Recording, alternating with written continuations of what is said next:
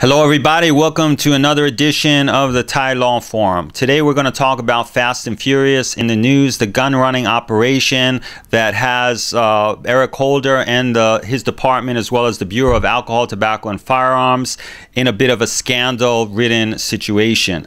Now, Fast and Furious, for those of you who lack background in this, it was a gun running operation, which means that the ATF actually provided guns to various members of the Mexican drug cartels, purportedly, allegedly, to check where the guns wound up, who were the big kingpins of the operations, and ultimately crack down on these dangerous characters and their criminal activity. Now, it's quite unusual to have this type of operation involving guns or involving firearms. This operation was similar to a reverse sting. Reverse stings are normally used in drug situations. A regular sting is where a police officer is posed as a buyer, purchase drugs, and then arrest the drug dealer. A reverse sting is where the police actually act as the drug dealer selling the drugs to the public, which is considered very controversial. But it's even more controversial where the contraband that the operation involves is not drugs, but is guns, because the guns are much more dangerous and in fact lethal, which leads us to the ultimate result of Operation Fast and Furious that's caused such a furor and disappointment in our government. And that's that approximately 2,000 guns were released to members of the Mexican mafia, and this wound up into about 200 deaths. One of the deaths included Officer Brian Terry, a member of the U.S. Immigration Enforcement Office, and his family naturally is quite upset, and the public at large is quite upset as to something so negligent can occur at the very top levels of our government.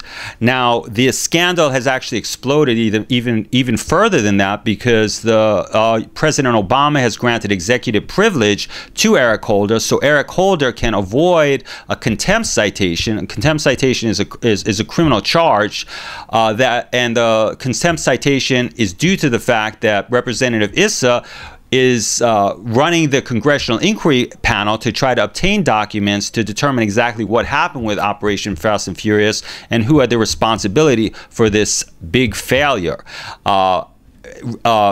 Eric Holder has refused to comply with producing the documents, and ultimately Issa issued the contempt citation, or his committee issued the contempt citation, and President Obama provided an executive privilege order, which the last time it was used in a very public manner such as this was with U.S. v. Nixon in the Watergate scandal. And this is basically similar to a Fifth Amendment assertion by a private citizen, where the president says this is a critical matter that's essential for the running of my presidency. That's why I can't release the data, which is unusual because the President Obama wasn't directly implicated in the Fast and Furious scandal, and apparently now, through issuing the executive privilege order, he's basically saying, yes, my office was directly involved, which seems counterintuitive as to why he would put himself in the midst of this controversy. Perhaps he actually is involved. But nevertheless, the Supreme Court has ruled that in U.S. v. Nixon, that executive privilege cannot be used in the event or in the course of a criminal investigation, and must relate to the actual duties of the functioning of the executive branch, i.e. the presidency. But the latest controversy and what's in the news is accusations by various conservative and libertarian commentators that the real purpose of Fast and Furious was not to track the guns to find out who the bad guys were and arrest them, but the real purpose, or at least part of the purpose, was to create a furor about the release of drugs, or rather the release of guns and the use of guns in the southwest area of the United States and Mexico, in order to support various gun control measures in violation of the Second Amendment.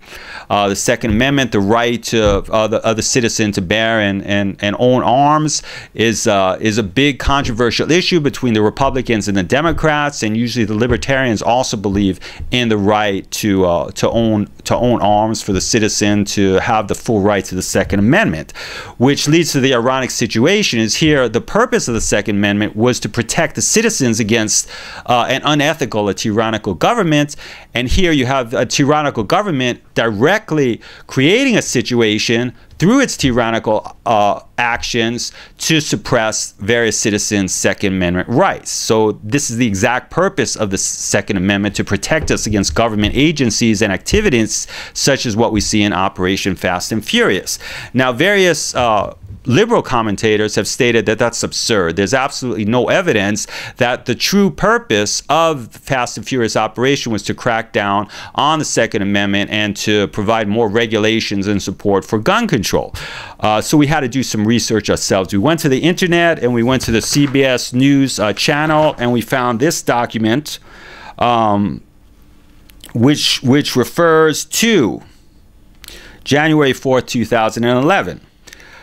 It states as follows. On January 4th, 2011, as ATF prepared a press conference to announce arrests in Fast and Furious, so this was before the scandal broke. This was back when it was still a legitimate operation. Newell saw it as, quote, another time to address multiple sale on long guns issue, unquote. And a day after the press conference, Chiat emailed Newell, Bill, well done yesterday. This is in quotes.